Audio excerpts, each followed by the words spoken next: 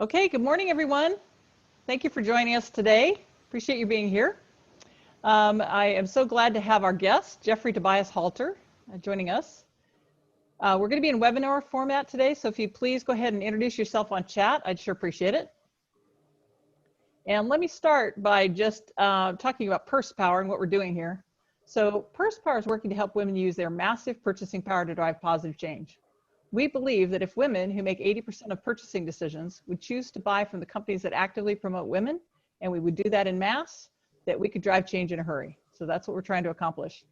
The purpose of the calls today are really to connect you with each other, connect you with leading thinkers. That's what we're hoping to do, to help you through this time of coronavirus. I'd like to shout out to any special guests that we've got online. So I'm going to introduce Jeffery, pardon me, and then I'd like to have you share your comments via chat. As we go, please go ahead and capture your questions, and we'll get to the Q&A in just a bit. And you'll just ask the questions on the questions link. And let me go ahead and begin by introducing Jeffery. So Jeffery Tobias Halter is a gender strategist, and he is the president of YWomen, a strategic consulting company focused on engaging men in women's leadership advancement. He's going to be speaking about creating male advocates. Jeffery is the founder of the Father of a Daughter initiative, which I really appreciate. I think that is just cool as it can be.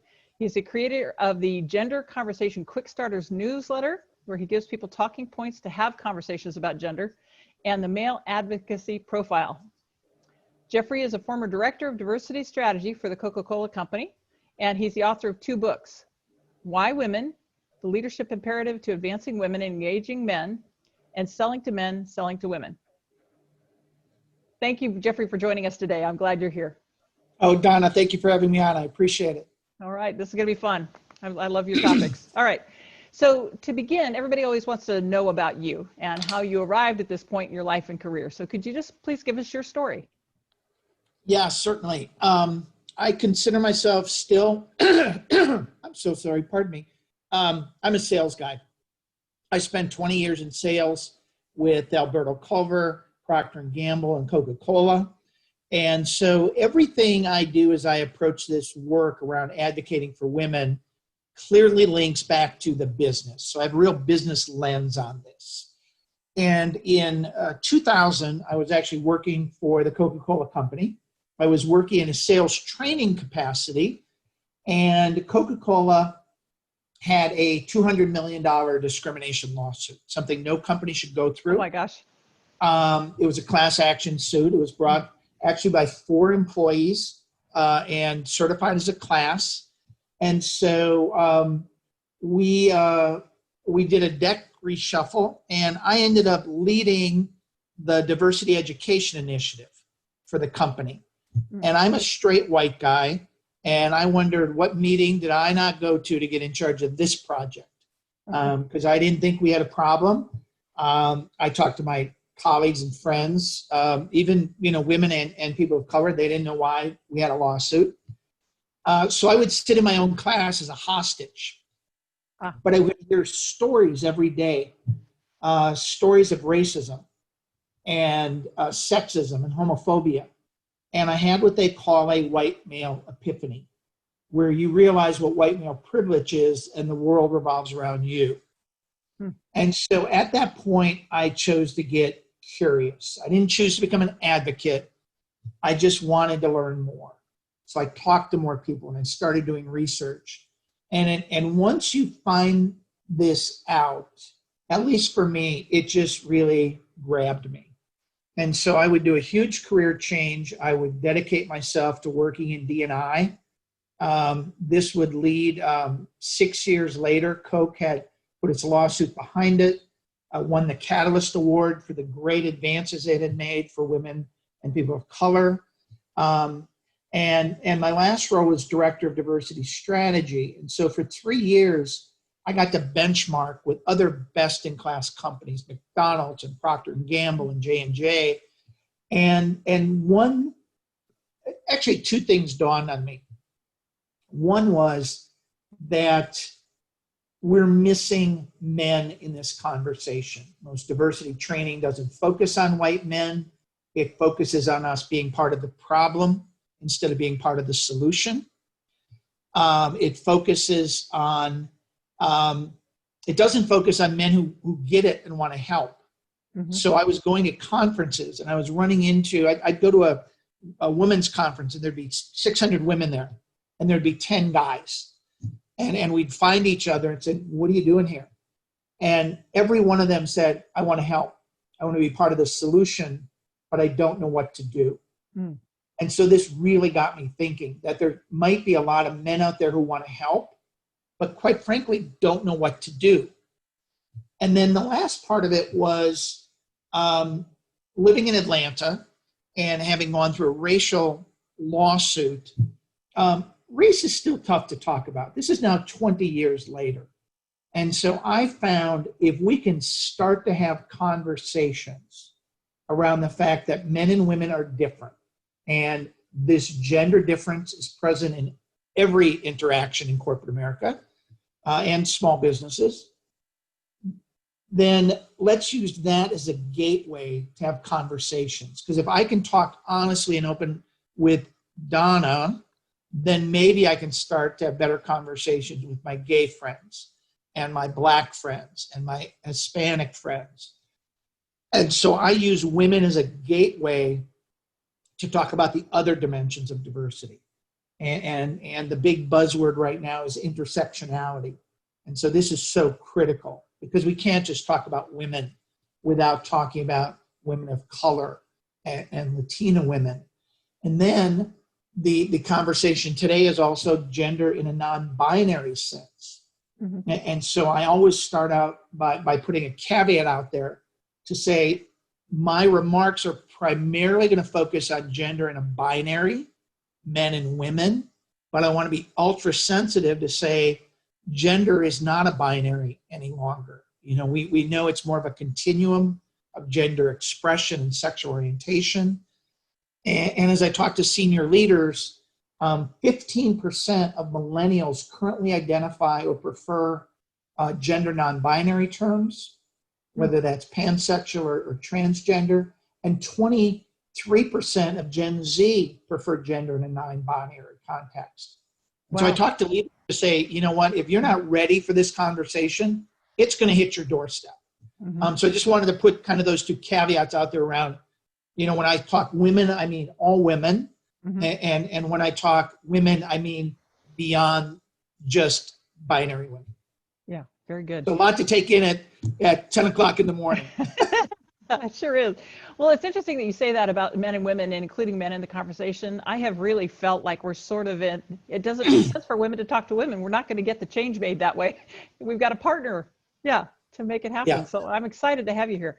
All right. So what role have female leaders played in your success and in your life and career? Yeah, you know, that one's really interesting. Pardon me. I had a couple that come to mind. One was actually, so as I started to do my diversity work, we were launching employee resource groups. And so being the diversity guy, I went to the kickoff of all the different groups. And I was at the women's kickoff, and we had about 50 volunteers. And as I got up to leave, the newly appointed president of the Women's Forum came up to me and said, "Where are you going?" And I said, "Well, this is a volunteer drive and you need committee members, and I'm a man." And she was a friend of mine, and she looked at me, she said, no, I need you. I need you for what you bring. You've done strategic planning in the field and in your sales roles. I want you to chair strategic planning for the Coke Women's Forum. Very good. And I looked at her, and it became really apparent that she was incredibly serious. And I also knew she was a complete rock star in the company and not somebody you say no to. And so I would actually become the chair of the Coke Women's Forum. And I would write the first 3 and 5 year plan for the company around how we were going to advance more women in the company. And it literally, Donna, the unintended consequences, within 3 months of getting this role, I met every senior woman at the Coca-Cola Company. Mm-hmm. People I never would have had access to, and they saw me as an advocate, and so just a huge jet stream that I joined because, men don't realize the connectivity of women. They really don't understand it at a granular level. But when I meet Donna, I meet her whole network. And so a very unintended consequence was my network exploded. And then the other woman that I would highlight, when I made director of diversity strategy, I got to work with a woman named LaBentria, African-American female, very bright, very talented. And we got to know each other well enough that we could talk race. And this is such a gift that people are missing. Just being able to ask, what don't I understand? How am I seeing this differently? And what am I missing? And if intellectually, you think women of color may have a more challenging issue in corporate America, it is exponentially tougher. This is a woman, Wharton MBA, and she would travel on business. And when she was in her business suit and had her hair pressed out, she would waltz through TSA. And on the weekend, when she had her hair in knots and she was in blue jeans, she would get stopped routinely. Same person, same credentials, Delta Million Miler. And you just start to hear stories like this. And it's just like, oh my gosh. And so having somebody you can ask questions of and really find out what's going on, those are probably two of the biggest impact points of dealing with women. And now, I have been so blessed. I talk to thousands of women every year, and I just keep building my knowledge of the unique challenges. And I know we're going to talk about, COVID in a minute. But the experiences women are having right now around COVID versus men is just mind-blowing. Right. The difference. And please we need to talk about the entrepreneurial women too, because I think that they absolutely face a whole nother kind of challenge than the people inside companies, because we're talking about selling to big companies or getting in the door or, Okay. So tell us about YWomen. I want to understand the mission and vision of it and why it's important to you, and what are you doing to try to achieve your mission? Yeah, thank you for that. Typically, I work with Fortune 500 companies who want to accelerate where they are. So maybe they've been doing a women's strategy for 5 or 6 years. They're just not seeing the traction that they want. So I am really blessed. I don't do punishment training. I do, if you call me and you want to do knucklehead training and check the box training, I'm not going to take you as a client. I want companies that are committed to this. And that commitment to me looks like you are ready to train ready now men who want to do this work. And so what do I mean by ready now men? I believe 30% of men want to help, but don't know what to do. I think another 50% would get on board if they saw the 30%. I know you got marketing people on here. This is a brand adoption model, right? And if we can get that 80, the other thing I tell companies is don't worry about the bottom 20%. If you create a culture that is supportive and inclusive, they're going to manage their way out. Because I have to tell you, I as part of the lawsuit, I trained 4,000 people in diversity training. And I learned really early on, I'm not an idiot whisperer, which says I'm not going to argue with idiots. If you don't get this, I'm okay with that. Just realize you may no longer have a place in this company. And then the mission of YWomen really is to focus on men because we're still 80% of leadership in most companies. And I'm not justifying that, but corporate America has been trying to advance women for 30 years. And there's been so many well-intended women working on this. My belief is if men are 80% of senior leadership, they're 80% of the problem, but they're also 80% of the solution. Agreed. And so women can only push this rock so far. And so this is my commitment and passion to getting men engaged in this work. And the way I do that, I actually have a series of different training initiatives. I do a full day session. We used to do it live, and now we do it virtually. But I want you to picture this. It's an opt-in program for men who want to get better. And we put 30 men in a room, and we talk for 7 hours about how to be better advocates for women. Wow. We have them read that McKinsey report. They have to read an 80-page McKinsey report on women in the workplace to be able to attend this program. Mm-hmm. And we keep it men only because it gives them a chance to ask dumb questions and be a little vulnerable. Mm-hmm.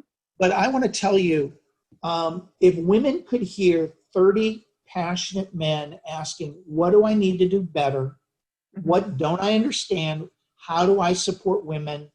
All the Me Too knuckleheads get all the headlines. I'm going to tell you, there are thousands of men who want to help. Mm-hmm. You need to invite us in. Yeah. And you know who they are. They're the good guys who work with you. Mm-hmm. So if you're in a big company or small company, invite ready now men in to this conversation. We'll support you.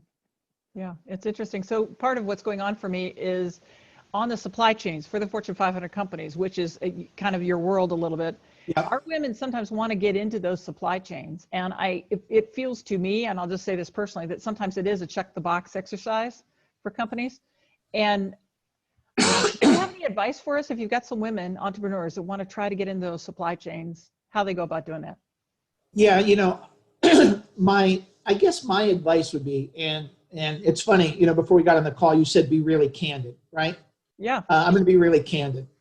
Don't go after the big guys or big gals, right? Mm-hmm. Go find mid-sized companies who are really committed to supplier diversity because you're running into unintended consequences. And to the extent, and so I used to be, I still am a certified sales trainer. So it goes into a sales process. Mm-hmm. And so strategic selling would say, go find the economic buyer. And the economic buyer is the person who writes the check. That is not procurement. Procurement's job is to actually negotiate the best price. Mm. And I'll use Coca-Cola. Everybody wants to get into Coca-Cola, right? Like it's this amazing thing.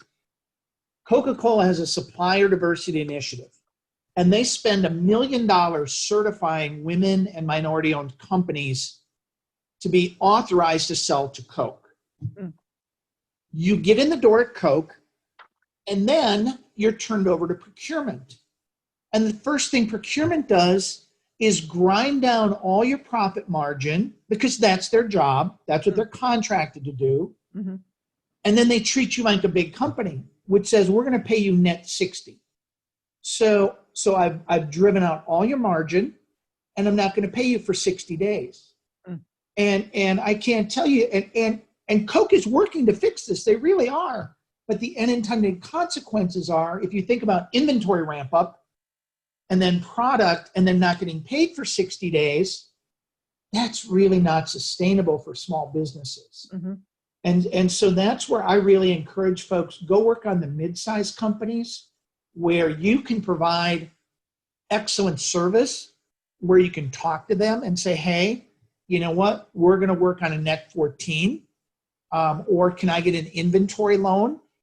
And I'm going to be very clear, those are harder to find, but you don't find those by calling on procurement or the buying office. You find those by finding an SVP or an EVP in the business who loves your product and then coaches you through the process of bringing you on board. Because what strategic selling teaches you, and I will shamelessly plug this book, and it's 25 years old. It's by Miller Hyman. It's called Strategic Selling. And so if you're going to go call on a big customer, you have to map the buying influences. And you map the economic buyer, who's the person who writes the check. There's the technical buyer who's going to check your specs. And then there's the gatekeepers. And the gatekeeper's job is to keep you from the economic buyer. So you have to manage all of these. And the mapping process says, what is the personal win for the three of these people? Hmm. And so, and I know that's hard, but if you got big clients, it is so important because that economic buyer, the person who actually writes the check, and oh, by the way, the gatekeeper thinks they write the check. They don't write the check. The economic buyer writes the check, and you know this, Donna. That economic buyer is going to drive this. And so focus on people in business, P&L, and let them manage you through the process. Okay, fair enough. Great. You can tell I'm really passionate about sales training. It's all good. We appreciate it. All right, so let's see here. Your company is focusing on engaging men to become advocates for advancing women. What are the biggest barriers that you've run into in doing this work? Yeah, this is true of big companies and small companies. Having done this work now for almost 20 years, I find there's four. One is a lack of empathy. And that's not to say men are not empathetic. What it says is many men don't believe that men and women are having different experiences in the workplace. They might think it's subtly different. I'm going to tell you it's significantly different. Mm. So a lack of empathy. Apathy. I don't see what the big deal is. Mm. The third one is a lack of accountability. If my boss never talks to me about advancing women or our women's strategy, or it doesn't affect my paycheck or my performance review, you're not serious, right? Because we don't talk about it. We never have a staff meeting. So why would I take it seriously? And then the last one is fear. Men are scared to death that they will say or do the wrong thing. I wondered about that. And Me Too has even scared what I would call good men, right? You know, and realize this is pre-COVID, but can I go to lunch with Donna and talk about business? Oh my gosh, are people going to say things? Mm-hmm. Can I say, Donna, that's a nice dress you have on today. Oh my gosh, maybe I better not say anything. Can I open the door for her? And so out of our fear, we choose to do nothing. Mm. And so lack of empathy, apathy, lack of accountability, and fear. And so the way you overcome those is a really simple mnemonic. And it's called listen, learn, lead, and have the will. Mm. So to overcome empathy, you have to listen. And so invite a woman to a virtual coffee. And so obviously there's a lot of women on this call. So you're going to suggest this to a man who maybe is a ready now man, but wants to know more. And I'm going to do one thing. I'm going to have a virtual coffee, and I'm going to ask Tiffany, are you having a different experience in the workplace than I am? Is there something I don't understand? And Tiffany is not going to say anything. Tiffany doesn't want to be the flag bearer for all women in the company. And then ask again. And don't interrupt her. Don't say, hey, we got a policy for that. If you talk to so-and-so, I got a mentor for you. Just shut up and listen. And then ask a third time. And in that last 10 minutes, you're going to hear root cause issues you did not know existed in your company. And that's how you will drive empathy. And I will tell you this works. One of the biggest microaggressions that women call out is their voices are talked over or ignored in meetings. And so I was doing work with one of my largest clients, and they're a pharma company. And this guy called me about 2 weeks after the program, a PhD in chemistry, brilliant man. He said, Jeff, you made a comment that women's voices were talked over and ignored, and I did not believe that. So I did my own research. I watched my own staff meetings. And every time it happened, I kept a tally sheet. And I reached 20 occurrences before a week was out. And he said, oh my God, I had a light bulb moment. And so I started a new meeting protocol where we're not going to interrupt people. We're going to let women finish their thoughts. Or if an idea is taken by someone else, I'm going to say, hey, wait a minute, Donna had that same idea 5 minutes ago. And so just this idea of a man having your back is really huge, but they don't get there without that empathy. Yeah. So that's a big one. Talk, and listen. Apathy. apathy is your wheelhouse. I have to understand the business case, but I don't have to understand the business case. The fact that women buy 80% of everything sold in this country doesn't affect me. I have to drill that down to you on your level. So 78% of our consumers are women. 42% of the people on the procurement desk at our biggest customers are women. Do we just have men calling on them? So what's the business case? What's the business case for talent? And what's the business case for engagement on a local level? Mm-hmm. So I have to make this locally relevant for you. And then we can address accountability.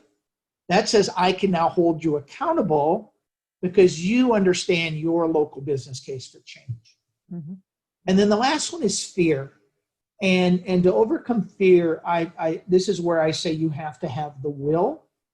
And the will comes from a personal connection. I have found it's hard to be an advocate for anything unless you know someone who has gone through this. Even if you think about, if you think about people who are advocates for cancer, chances are cancer's touched someone in their lives, or race, or something like this.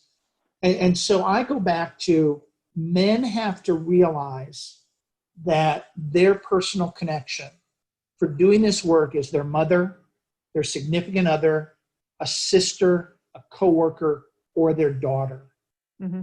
And this is one of the reasons I launched the Father of Daughter initiative. And there's also an advocating for women, for men who don't have daughters. Mm-hmm. But I tell this first person story. This came to me very late in life. I have a daughter and I have a son, and it never dawned on me that if I was not addressing issues in the workplace, if I let Ron down the hall make an off-color comment about women, I was hurting my daughter's future. And yet I made sure my daughter went to a great college. When she entered the workplace, when she makes 83 cents to my son, do I choose to be visible and vocal, or do I choose to do nothing? And so my belief is the way we're going to drive advocacy for women is for men to realize the responsibility they have for the women in their lives. And that's how you overcome fear. And I use that, and it sounds very guilt-ridden, and it's supposed to be. And I'm going to tell you it works. And I can't tell you the number of men who have come up to me after a keynote and said, never dawned on me. I had this one man come up. He said, I'm a VP of sales, and I'm embarrassed to say I don't have a single woman reporting to me, and I have 4 daughters. Oh, wow. And it never dawned on me. And he said, you've changed me, and I'm going to go back, and we're going to work on this. And I don't say that to let men off the hook. We just don't think about it. We don't make that connection. And once you make this really simple connection, mm-hmm. They have light bulb moments. Right. So that's where my passion lies as well. And then you hear stories from thousands of women who are experiencing this same thing. And so that's where the rest of my passion comes from. Very good. Very good. Boy, I totally agree with you. And I've heard that once daughters are old enough to get into the workforce and start to face some of these challenges, that's when sometimes dads get engaged. And I think being able to talk it through with them is highly valuable before they have to come to that conclusion by themselves. Well, absolutely. And and I know you've got entrepreneurs on the phone as well, but this is when, it doesn't have to be a big company. All it has to be is a daughter coming home and saying, Dad, what are you doing to advocate for women? Because I'm experiencing this in the workplace. Dad, did you ever have to deal with this at your company? And how did you choose to deal with this? And all of a sudden, fathers are going to get either a blank look or they're going to know how to address it. But you start to chip away. Very good. Very good. Love it. Okay. So you sent me an article indicating that 865,000 women have left the workforce since the start of COVID-19. Why is this so concerning? What are the root causes of this exodus? And what do we need to do about it? Yeah, and Donna, actually, in the month of September alone, we lost 865,000 women. Oh my God. 1 month. Wow. Compared to 200,000 men. And what we're seeing is the factors that are driving this. Sadly, we are 6 months into this. And much of it is, some of it is industry driven, right? We've got industries that are really struggling and laying people off.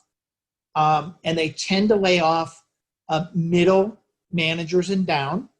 And even though they're cutting, there's fewer women in senior leadership. So those are 10s or 12s. But if you're cutting middle management, that might be 100 or 200. So number one, companies are struggling. And many times they'll be asking in a very honest way, hey, we need to do cutbacks. Who wants a package? And so now this is compounded by women who have had to do their third job, which is, even though, and I want to readily acknowledge, men have stepped up. I think men and women who are both working at home with COVID, I think men are doing more, but women are doing exponentially more. So I've got to do everything else. I've got to do the homeschooling. And this whole notion of they're at a breaking point. I think 6 months in, they have just said, I've had enough. I can't do this. And you know what? Once this is behind us, we'll go back. Well, what has happened is you may not go back at the same level. And that's where, the pipeline where we've made so many strides in 10 years, getting women to that VP level, and the feeder pool of that is director. Well, we just lost a whole bunch of directors, and we lost a whole bunch of managers. And so we're losing the pipeline, and they're losing a year's worth of business experience that would, get them ready to promote. And this gets back to, you and I were talking before we got on the phone about leaders really needing to be super empathetic right now about what's going on. Because you have women, and these are very senior women. I've talked to women who are VPs, and they're just like, I'm at my wit's end. I've got an 8-year-old and a 6-year-old, and we're trying to do remote schooling. And I have to take a picture of every homework assignment for my 6-year-old. And invariably, he logs himself off the computer.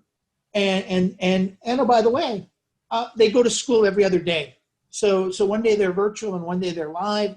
Well, I'm a vice president. I have a 60-hour-a-week job, and I suck at it right now. So I'm not doing anything good for the company.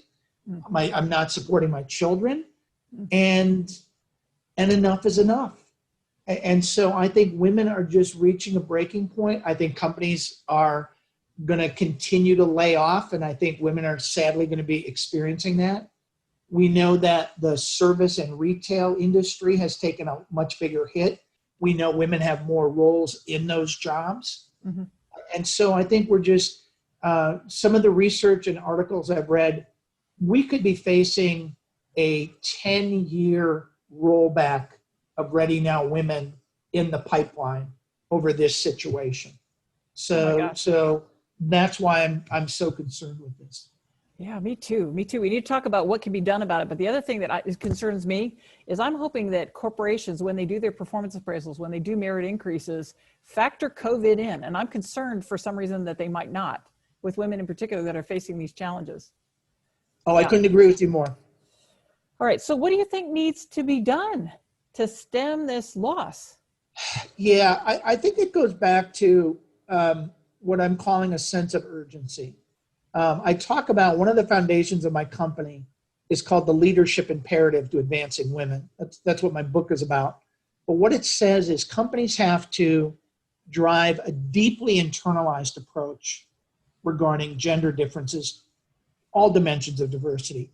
But the reason I say that is people carry a conceptual idea that this is a good idea, but they don't take action. And one of the tools that you mentioned early on, so I have a male advocate profile, but I also have a gender advocate profile. Those are free on my website. It's 10 questions around how you think about gender advocacy and 10 questions around the actions you take. Good. And what's fascinating is men and women score higher in thinking about gender equity than actually taking action. So number one, I want to drive you to an action mindset. Second, we have to execute with a sense of urgency. And that's where we have to have conversations with every person on our team. If I'm sensing you're reaching a breaking point and you're ready to opt out, that can't be a surprise to me. That needs to be, Donna, you and I, you know what do I need to do?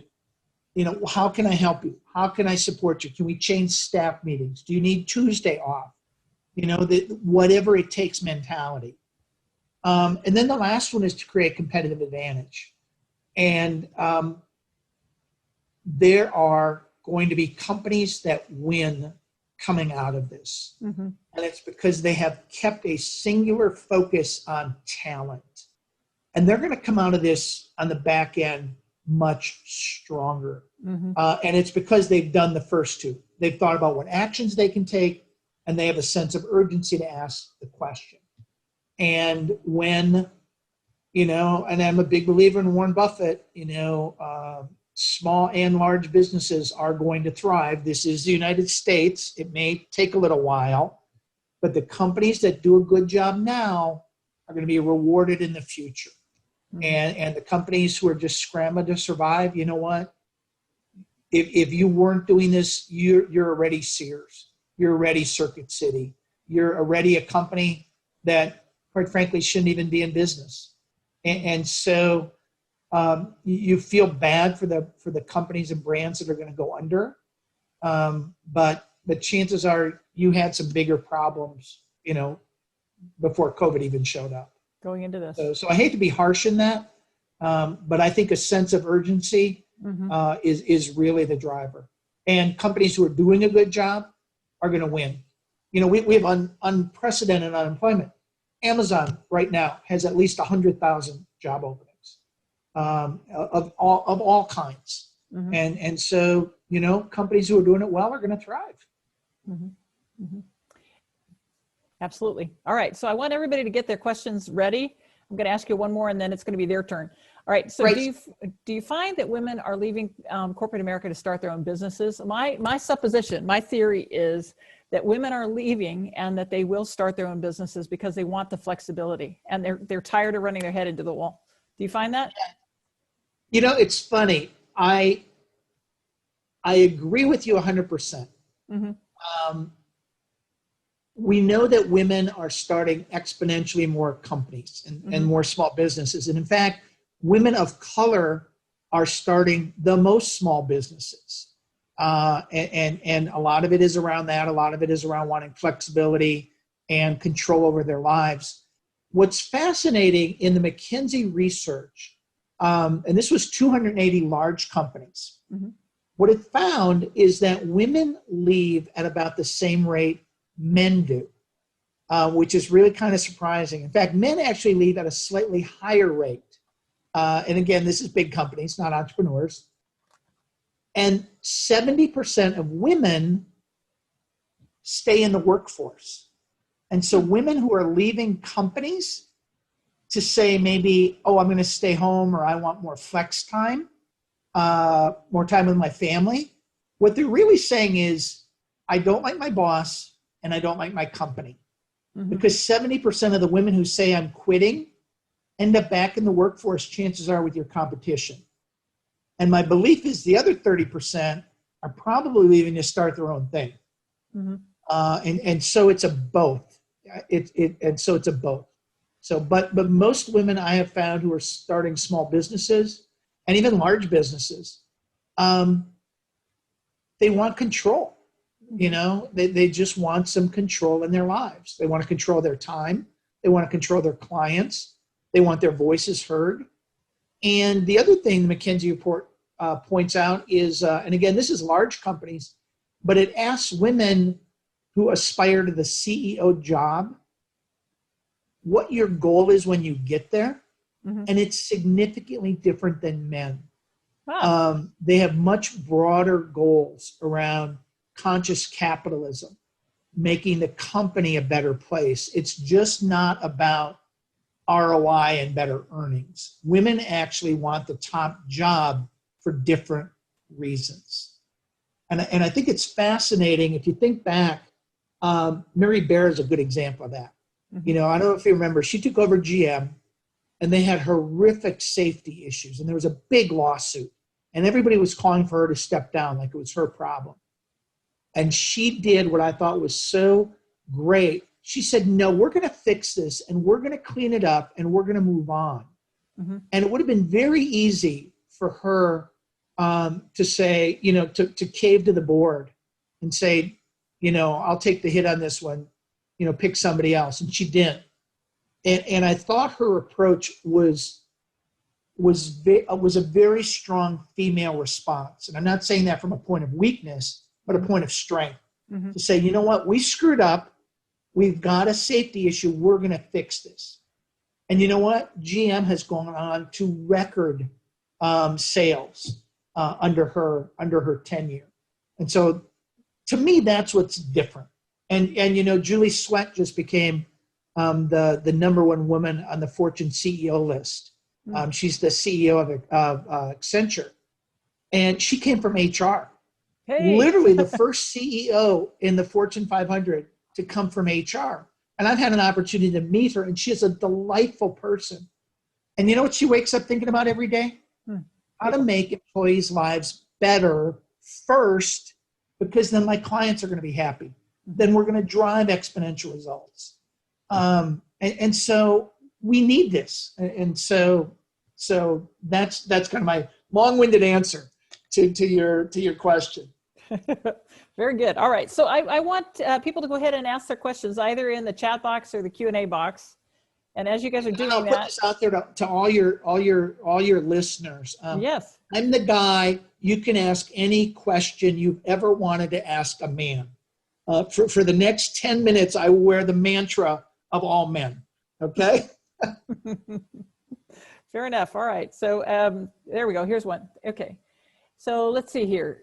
If companies continue work from home policies for the long term or permanently, how does that change the opportunity for women to be hired and promoted? And this is from Case Lane. Boy, that is such a good question. I think this is so paramount for you to talk to your manager about your career plans. You know, I use this in my training. There's research done on best-in-class companies around why people get promoted. And companies have a belief that meritocracies actually work and the cream rises to the top. What we find is in best-in-class companies, performance is only 10% of the reason people get ahead because everybody's really good. 30% is image. What do people say about you when you're not around? And then 60% is exposure. Do I know who you are and what results you're obtaining and really what your agenda is? And so that 90% can really hurt women in this virtual environment, where if all you do is put your head down and work really hard and you know what, don't raise your hand for special projects, don't raise your hand for high visibility initiatives, do something to make your voice known, including talking to your manager to explicitly say, aspirationally, I want to move into X next year. What does it take? You have to have a plan because it's not just going to happen. Because there's a huge factor going on right now, and it leads directly to this exposure standpoint. If everyone's working remotely, as a senior leader, as a man, I'm not seeing a lot of women. So you're not top of mind for me. And I'm not justifying that behavior, but I'm just not in an office where I'm surrounded by 50% men, 50% women. And so unless you got this sense of urgency, unless your company's talking about it company-wide, and then if you're not doing something around your exposure, it's going to hurt you. So I would say it's yours to manage. And even, I'm going to tell you, even these goofy networking events that I know a lot of women are like, are you kidding? I have no time for this. My daughter's company, they did a virtual cocktail Friday where you had to come up with a non-alcoholic beverage and, you know, share. And it was supposed to be a team builder. It put more stress in her life than you can possibly imagine, right? Oh, Because it's a Friday afternoon at 4:00, and I just kind of walked her off a ledge and said, "You got to do this, right?" Because somebody very well intended said, "We got to do more networking." So you got to do that, and then you also have to find a way to still reach out to people. Right now, if you don't have a mentor, you've got to think about how can you send a virtual coffee to somebody you know or somebody even you don't know to say, "Hey, Chuck, I was in the company directory. You're a VP in supply chain, and I've wanted to move into supply chain. Do you have 15 minutes? Can we grab a Zoom call and talk about this?" And I have not found any senior leader who would say no to that. If you want to ask any senior leader for career advice, I have found most of them, it may take a couple months to get on the calendar. And then once you get that 15 minutes, you know what? Chuck's going to go, "Oh my God, that Donna was brilliant. You know what? I don't even know who that woman is, but you know what? I got an opening coming up and you're really bright and talented. I'm going to keep you in mind." And so I don't want that to sound manipulative or contrived. It's just part of exposure. It's reality. Men are doing it. Yeah. And that's the other thing I'm going to tell you. Men are doing it. Okay. So know the playing field. All right. So make that, how do female entrepreneurs apply that? I agree with you. I think that as a sales guy too, for them approaching companies and people that they're trying to get in to see, just for reference, when I've asked people to get on a Zoom call, they're saying yes, a lot more than I expected. I think that people are doing that. So maybe now's the time.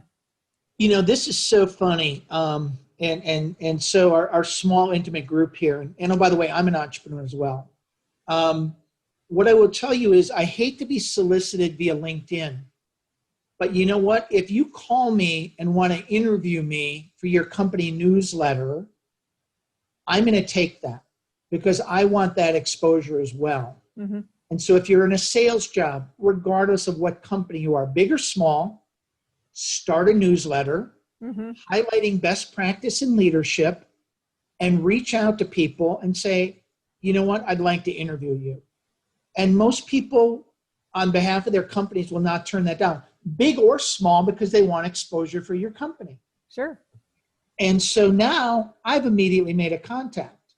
But if you're, I hate to use this word, if you're trolling people on LinkedIn for networking, it doesn't work. In fact, it annoys people. But if you call me and say you want to interview me, oh, sure, because I can get my company name out there then. And maybe you'll become a supplier to me. So think about that. Use social media to your advantage.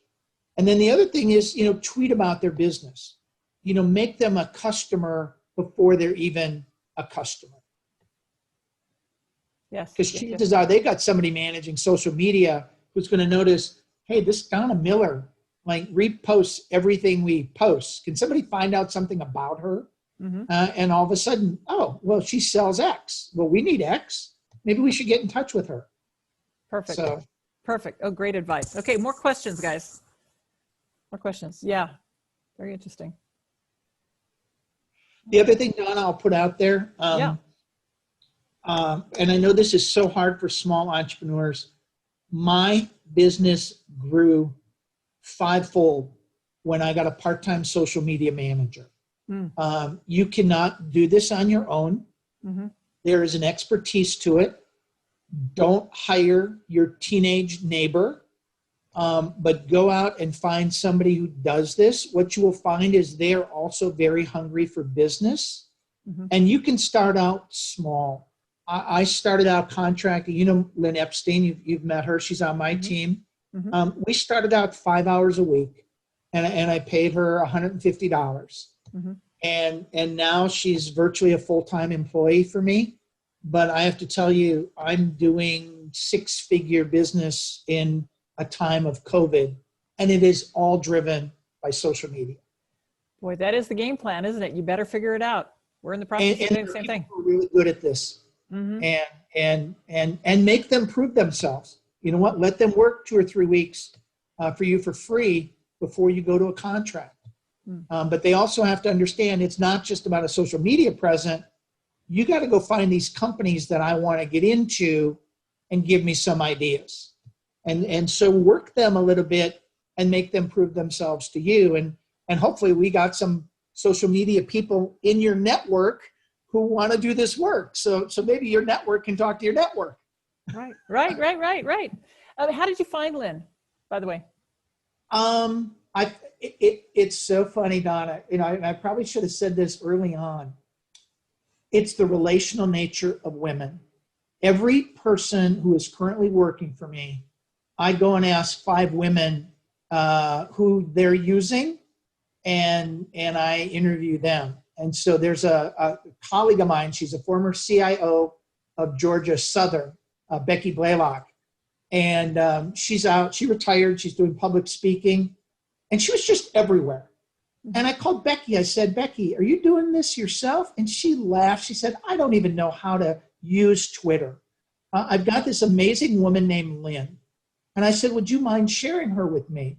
And I laughed because she said, I'll give her your name, but you can't have her. And now Lynn is basically working for both of us on almost a full-time basis. So I owe Becky an apology. Ask your network who they're using. Yeah. And my 5 other contractors that I have working for me in various things, instructional design, graphics, web design, all came through the network. Yeah. Women know women. Absolutely. Right? You guys counting on that. We're counting on that. You bet. Okay. All right. Any other questions, guys? You're shy today.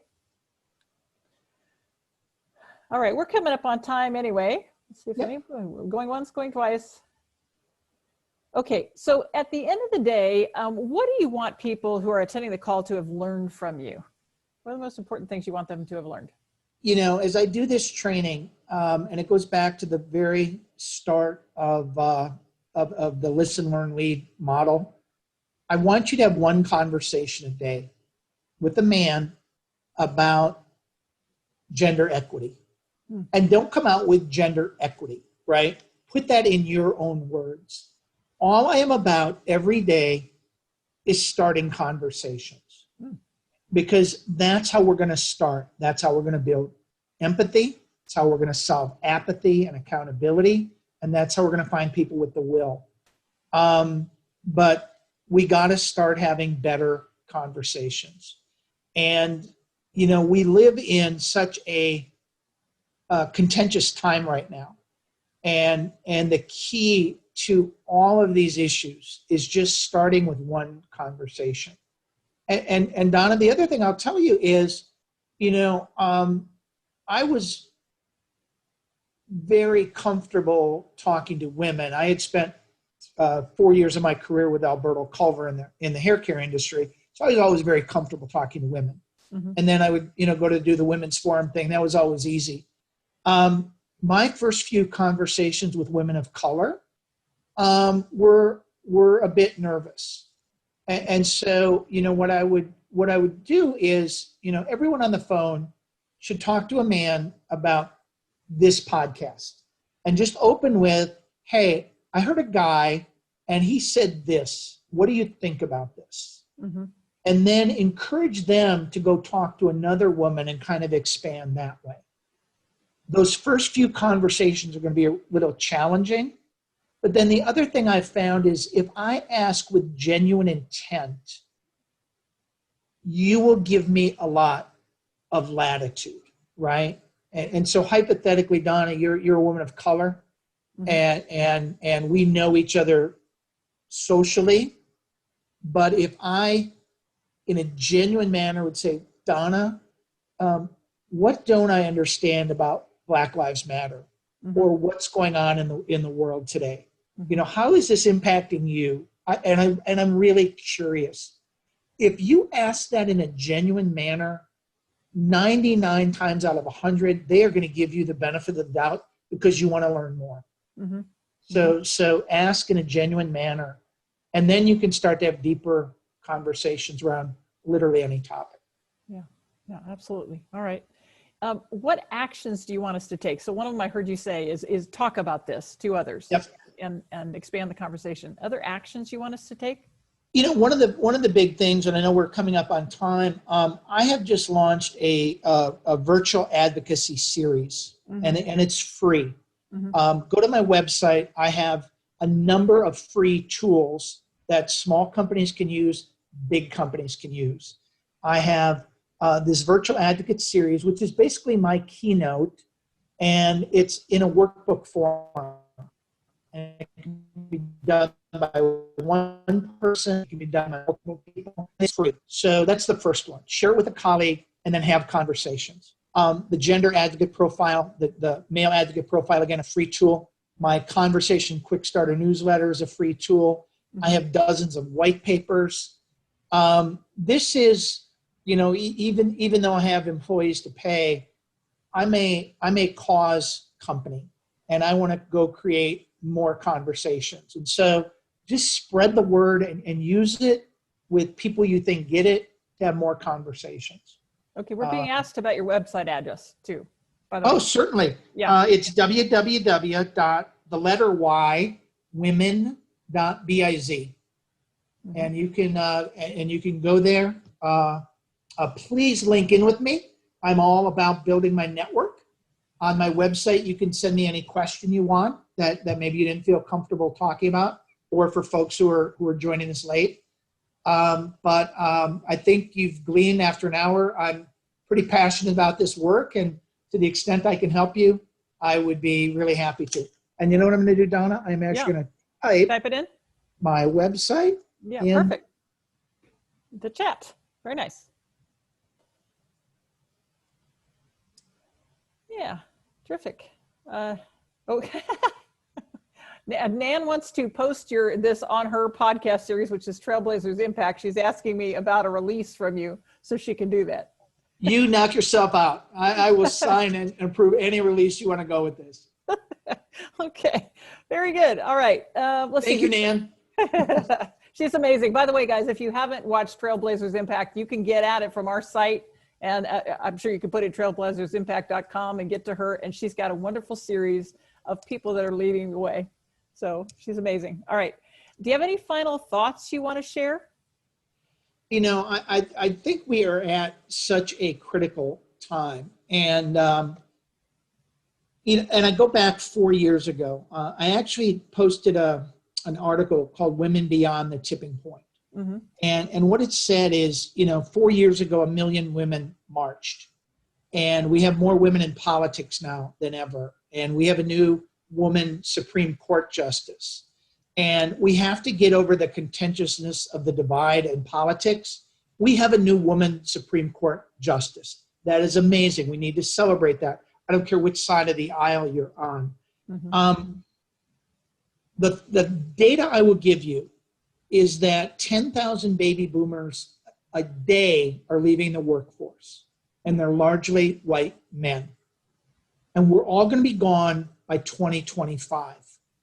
And so white men are no longer going to be the issue if you consider that. In fact, in 2020, millennials are now the largest percentage of the workforce. By 2025, they're going to be 75% of the workforce. And so if you're not prepared for a young, agile workforce, you need to be, because all the old white guys are going away. And so I think there's tremendous opportunities right now. And we will come out of this. I do believe that.